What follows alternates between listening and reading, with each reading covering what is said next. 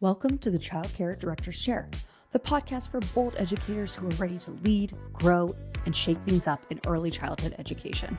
Whether you're a teacher eyeing that lead role, a lead stepping into leadership, or a center owner dreaming big, this is your space to grow with purpose and leave your mark. Hosted by heart-centered leadership coach Erica Sacoccio, each episode brings you real talk, actionable tools, and a contagious laugh or two, all designed to help you step into your next level with confidence. So pour your coffee, pop in those earbuds, and take your seat, because your leadership journey starts right now in the Child Care Director's Chair. Hey guys, your girl Erica here with the Child Care Director's Chair podcast. We have a great episode for you today. Well, every episode is pretty great. You know why it's great? Because you're here and I'm here and we're going to have a lot of fun.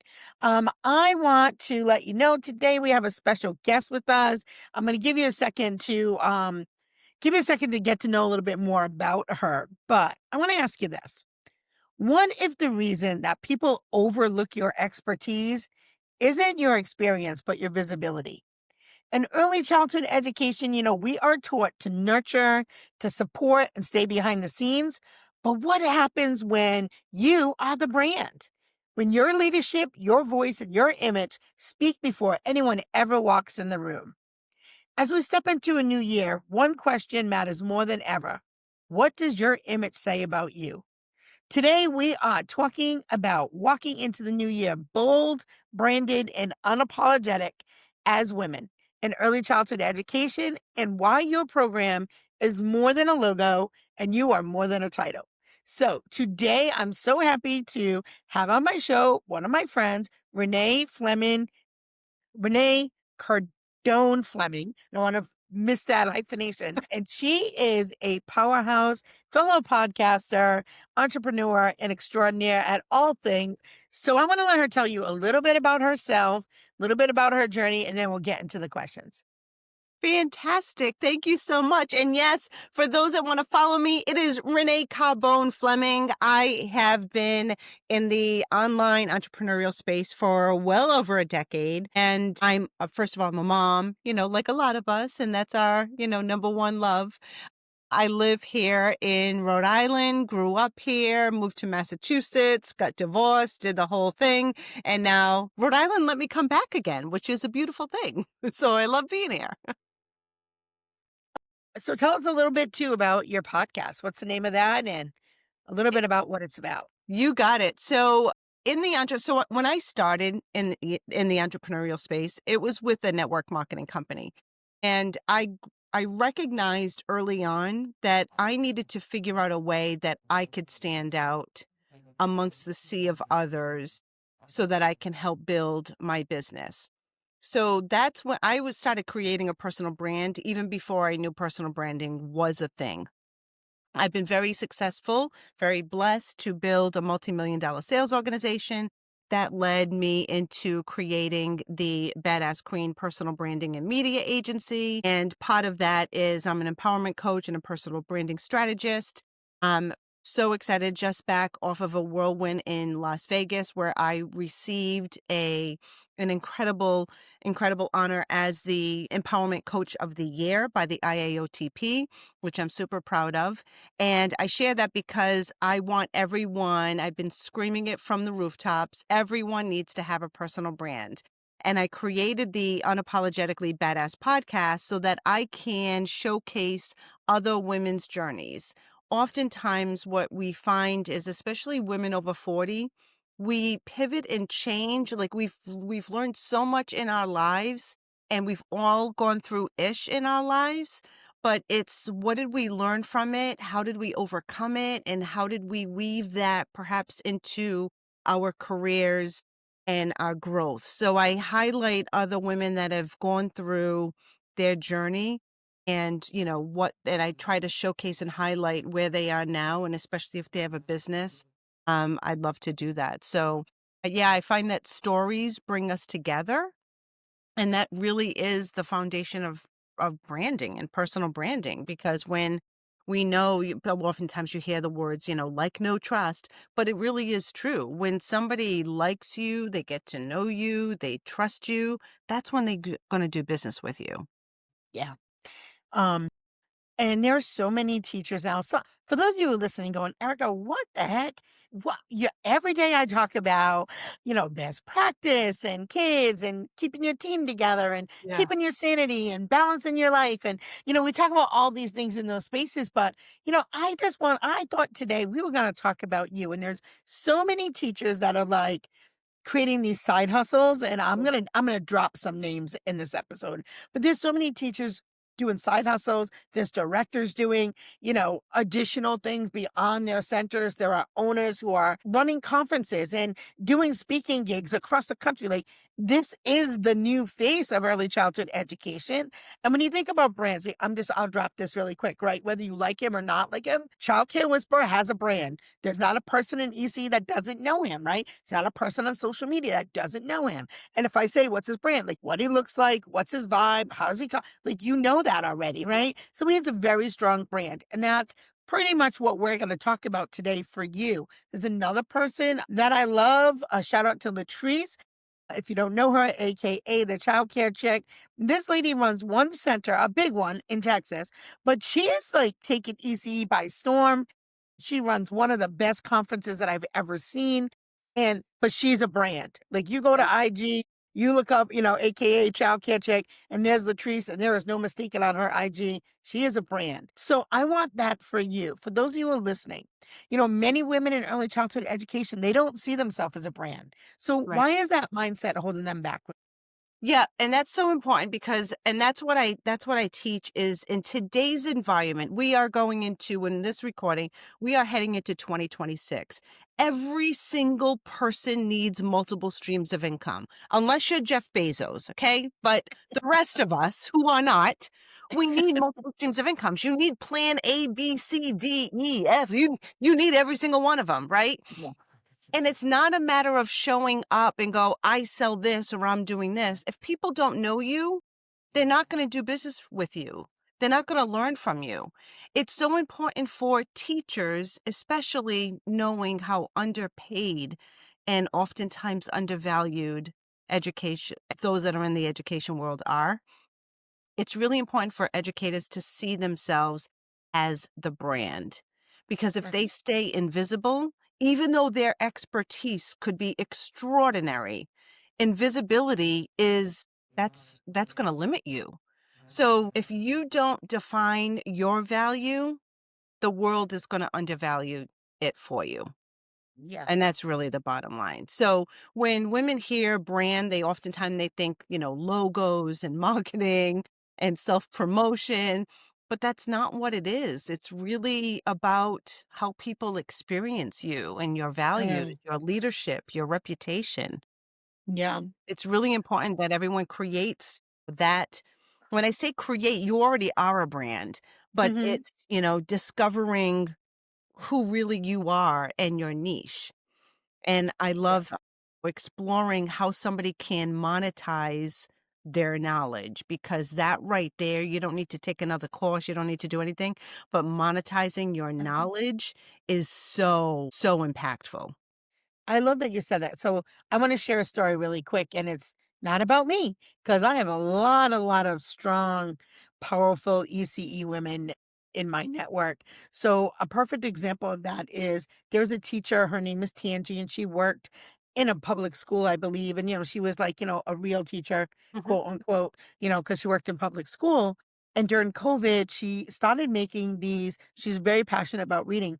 She started making these books, the busy books for toddlers to help them with phonetics and reading and all that.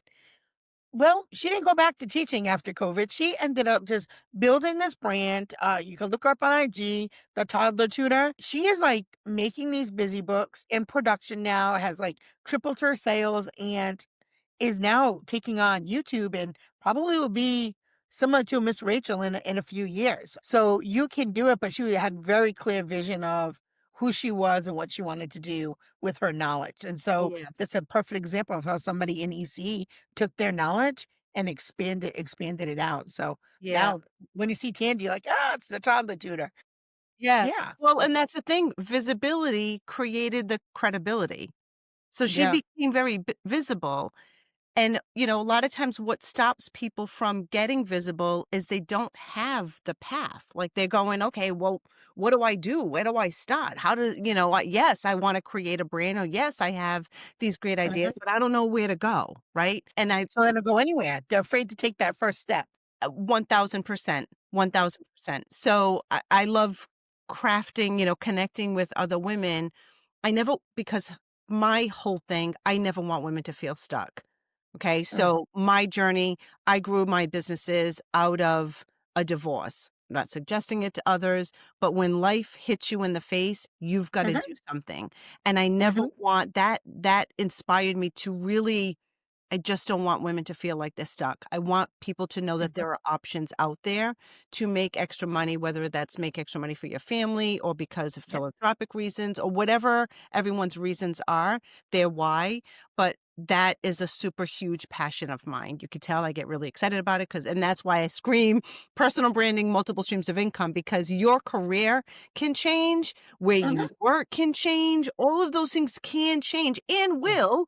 I mean, Yeah. and will, if you're young and you're listening to this and you Mhm. think you're going to be in one lane, well, guess what? Life is going to throw a lot of stuff at Yeah. you and you're going to pivot and change, right? Yeah. And by having a strong presence and personal brand, you can pivot and change and adapt and grow into something that it's just so fulfilling. And that's the thing. Once you have your brand and you know what your niche is and who you are and your value and what content you want to deliver and, all the things that fuel you, that makes you confident. And then that confidence starts to build, and that gives you more visibility, and then that visibility grows and that gives you more credibility, and the credibility gives you more cash flow. So it's a process. But yeah, I Yeah. So Renee, let's talk about what's the difference between having a strong center brand and having a strong owner or leader brand, and why do successful programs need both? well, a program brand tells people really what you offer, right? This is exactly what we offer 5 days a week, 7 days a week, whatever it is, and it's the entire program. Personal brand tells people who they're trusting. Again, that personal brand, that's heart-centered, right? Because Yeah. parents don't choose a center. They choose leadership, they choose vision, they choose values.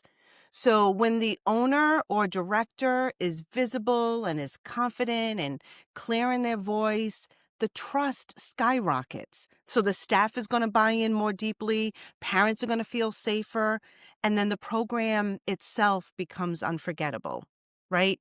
We want programs will scale when leaders really step out from behind the logo and just think the program is going to sell because it's phenomenal. If they don't know who you are, you can have the best program in the world. But if they don't have that like no trust factor, Mhm. it's going to fall on deaf ears. Yeah. Um, so you touched on this a little bit, but I just want to maybe do this from another lens. Like, how does personal branding change the way that parents, staff, and even policymakers view early childhood professionals? And you touched a little bit on parents and staff, but what about even policymakers? Because lots of times, especially in early childhood education, it's often like this perceived, I hate to say it, but like we're babysitters or, the kids just play all day and what's the value in Yep. that? And so, when you walk into, the legislation types of places or whether it's locally, nationally, whatever, how does the branding of the messaging, how does that matter? It changes perception, right? Mhm. Because we talk again about the visibility really changes everything. If you have support from your peers or your staff or the community, that is a game changer, right? So when educators are visible and they're sharing their expertise, they're sharing their philosophy, they're sharing their leadership, they stop being seen as just childcare, right? They Yeah. stop being seen as professionals, as thought leaders, as advocates. And that's going to impact how parents listen. That's going to impact how staff respect the leadership. and even certainly how those policymakers take the field seriously. So really, when your voice is clear, your value becomes undeniable. That's why it's so powerful. I love that. So, for the teachers who are listening, who feel maybe called to either coaching or consulting or even writing that book or starting that side hustle, Yeah. what's the first branding mistake that they usually make? They jump right in and they go, what do I sell? And they're like, oh, wait, I can sell a fan for all of those hot flashes that we have in the, right? They start selling Oh, before they know who they're being, right? What am I known for? So it's like the cart before the horse, right? You can't just jump into what you want to sell without prepping and warming your audience and creating, you know, and when I say creating, it's really just sharing who you are. But a lot of that takes a lot of self-discovery, right? And knowing yeah. who you are and what makes you tick, what really excites you, because I love sharing and helping people understand what their passion really is. Because a lot of times people want to sell to make money, but they're not passionate about it. And, I've raised my kids like this too. I don't care what it is you do in life. If you want to be a landscaper, you gotta love grass, right? You gotta love the environment. You gotta love being outside in inclement weather, right?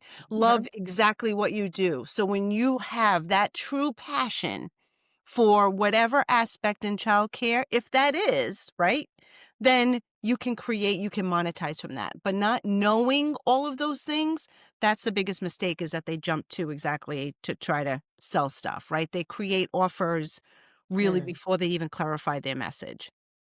So Yeah. personal branding starts with identity. It starts with your story. It starts with your strengths, your lived expertise. I mean, that's huge, because when all of that's clear, the opportunities just naturally align. Yeah, I couldn't agree with that more. My last year of life puts a stamp on that.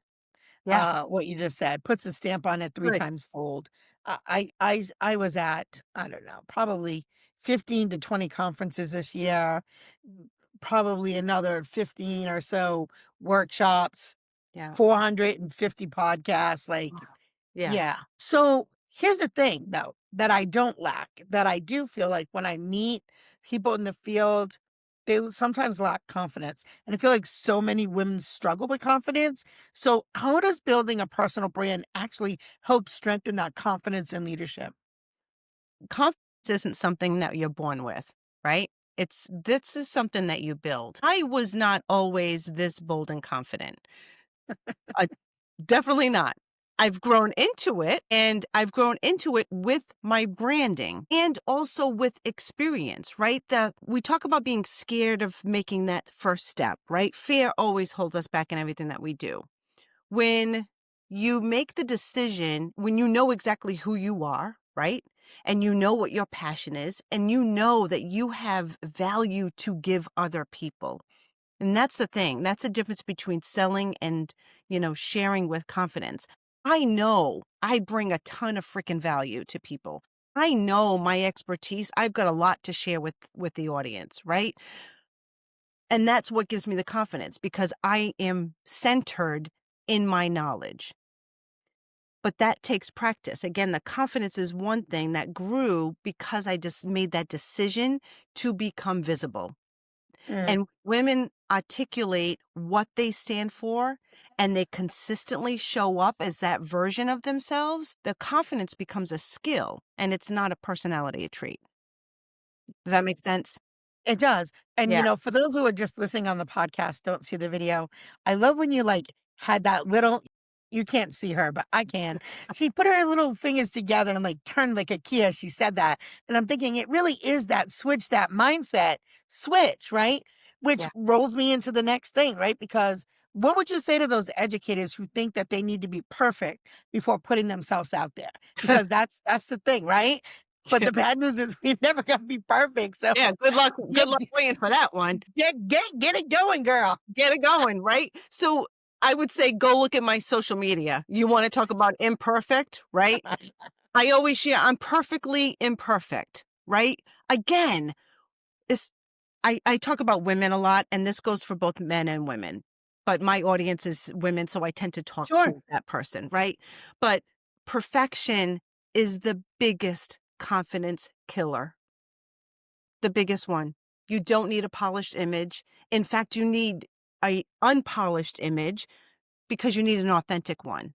Mhm. People want to connect with real people. The stuff we see oftentimes on social media and it looks so perfect, an AI image. And don't get me Mhm. wrong, I love me some AI, right? I love some polish and some, wizardry periodically. However, there's a reason why you use those polished tools. But people really don't connect with perfection. They Sure. connect to presence, right? So your growth is going to happen because you show up,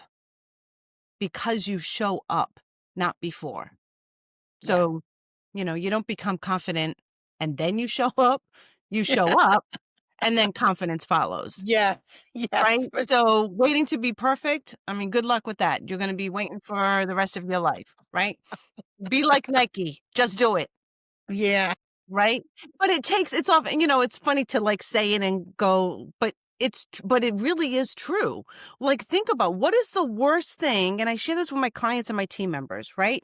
They're afraid of being on camera and showing themselves and oh my gosh, you're going live. That's like, oh my gosh, right? What if I look funny? What if I stumble? What if? Who cares? Yeah. Right? And the Usually a more good you laugh. do, Usually get a good laugh. and Then they usually love you it is more. what. Absolutely. And they're going to go, oh my gosh, she's my girl. The other thing knowing is I know for a fact I'm not everyone's cup of tea. Mhm. And that's okay, right? I'm not Yeah. meant to work with everyone. Not everyone's going to like me. I'm okay with that. I Yeah. don't like everyone either, right? I can Yeah. respect everyone, but you know who your person is. You know who your Sure. people are, right? Yeah. So when I started in my career, I thought, and when I started my entrepreneurial career, especially, but also in a career, I tried to act like how I thought people should be Mhm. acting or how I thought the perception of me should be. So I was putting a lot of emphasis on other people and how I thought I needed to show up for them. When I finally embraced my Renee-ness, right? Yeah. Then that's when things started to happen because I go like, this is me.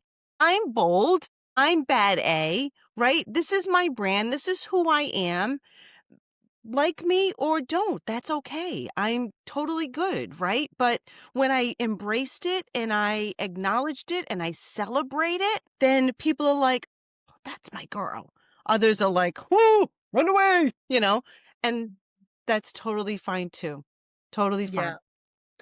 Yeah. You said so many things there, but I do love, that being your authentic self. Perfect example. Yeah. Last year, I ran my first conference that I actually was the conference host presenter. I also did the keynote.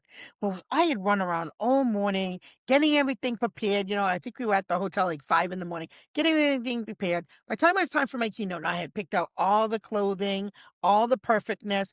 Do you Yeah. know by the time it was time for me to do the keynote, I showed up with my hair up in a ponytail, Yeah. a t-shirt. I just grabbed the mic. I didn't even use my slides and I just spoke from my heart and it was amazing. Right. Yep. And then when I was done, I was like, oh my God, I didn't get, and then I was like, it was great. It was Yeah. great. And it was the Oh, Erica that people knew.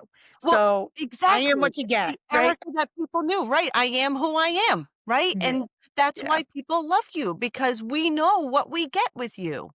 Yeah. That's Yeah. the important That's part. true.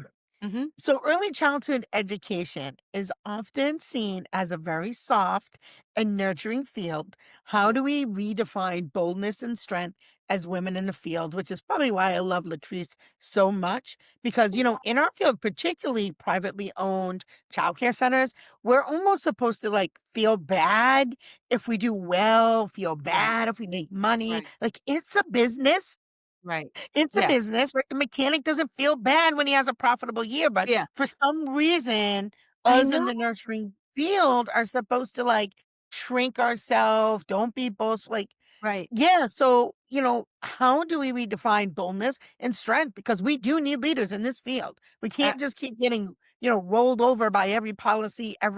everything. And, people just want to be disrespectful and all this thing. That's not okay. And you wouldn't Right. do it in other fields. You wouldn't, Right. you wouldn't disrespect your doctor, right?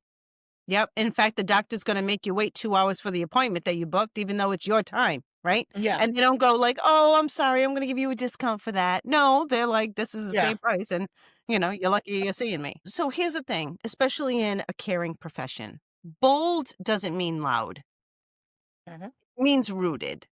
Right? So boldness in early childhood doesn't mean being aggressive or being flashy. It's Yeah. rooted in your values. It's advocating for your worth because you have tremendous worth and you have to self-advocate for that. Mhm. It means leading with clarity instead of apology. So strength and nurturing are not opposites. Yeah. That's the important thing that those in childcare need to understand. Strength and nurturing are not opposites. They're Mhm. partners. Yeah. So if you have soft leadership, strong boundaries, that is a powerful leadership. Yeah. I think when you think about other living creatures, not just humans, but when you think about who's strong and you think of you think of lionesses, right? They're the ones who go out and do the hunting while dad stays home with the baby cubs. Right. But yeah, I mean, it is okay you can still be soft and still Yes. be strong, like as you said. Yep. So as we start to wind down, Yeah. as we walk into the new year, maybe what's one thing that could be done differently in the new year to elevate your personal brand and if what is the one thing and what should it be, I guess? I would think it's being intentional about visibility. So, this year, maybe stop waiting to be invited. Stop waiting to be invited and Mhm. start positioning yourself as the expert, right? Share what you know. Speak from experience. Let people see the women behind the role because really visibility isn't ego. It's not. It's service, right? You need Yeah. to let people know who you are. Nobody's going to come knocking on your door. Very few people. Don't get me wrong, not nobody, but very Right. few people are going to come knocking on your door, whether that's through social media DMs or really in person, and go like, "I just know that you are fabulous." No, you got to tell them how fabulous you are. Okay, you got to tell them. You got to show them. You got to tell them. But it's a way of doing it, right? You're not going to go online and, well, I mean, you can't say I'm the best childhood educator because, yes. And I started this off saying, I just got top empowerment coach of the year. That doesn't come from ego. That comes from a place of gratefulness. This Yeah. journey wasn't, just whoo, right from the Yeah. top. This journey was up and down and things that you're like, I'm going Yeah. to quit. I'm going to do this again. I'm not going to do this. Like, there are all of that. So when you truly know that you have something great to offer, it's not ego. It's, I know I want to help other people. And those that are in, childhood care, you want to help people. So you Yeah. want people to know who you are and what your heart serves. So I would really be intentional about visibility. And it's Yeah. not how often you show up that often gets confusing. How many times do I show up and I don't know what to say or what to do on social media and all that stuff. And I get that. It's not showing up like posting a million times. It Mhm. should be intentional. And there's a Yeah. way of being intentional with that and being Mhm. authentic. I think the other thing too, and maybe this is just my mindset because I'm older, social media definitely has its place. But I also think like if you want to become a speaker, start local. You don't need not everybody I'm in Rhode Island. You don't need to know about me in Texas until I've got Rhode Island on lock. Like truly, get Yeah. in rooms with the people who will share your name in other rooms. Get in the rooms. That is In the it. And room, be in the room. yes, you want to message people, email people, right? Get to know who they are. Look this up. Everything is figure outable, right? You can know where you got to be. If you need to go to networking groups, go to networking group. That's how Erica and I met. It was through multiple networking groups and then see you at a conference and see you here, see you there. Those things matter. And it's truly something to remember that you are not a one and done networker. Everything we do is multiple times. You have to, and then again, that all goes through Right. You right mean I back to can't the just go to visibility. one place and then be world famous? No. No, Darn. no, no. I know, I know. Well, some can, but very few can't. So Yeah. for those of I us don't think that that's, can and still have to be out there, it's yeah, you gotta be take out there. advice.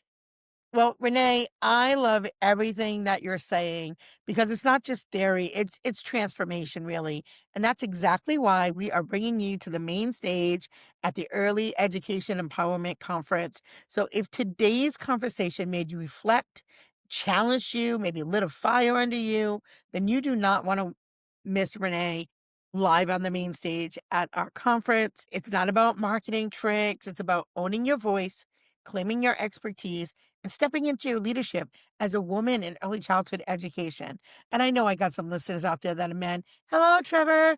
There's many of them, but predominantly this is a women-driven field, and we need to support each other. So if you're a center owner ready to elevate your leadership presence, a director building influence beyond your building, or a teacher ready to be known as that go-to expert in your space, Renee's session will help you walk into next year with purpose, confidence, branding, all intentional, as she said.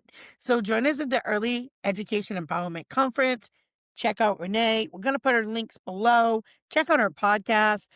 It is very funny and very real, very raw. You will love it. We'll put the link for that as well. As always, Renee, it's always a pleasure connecting with you.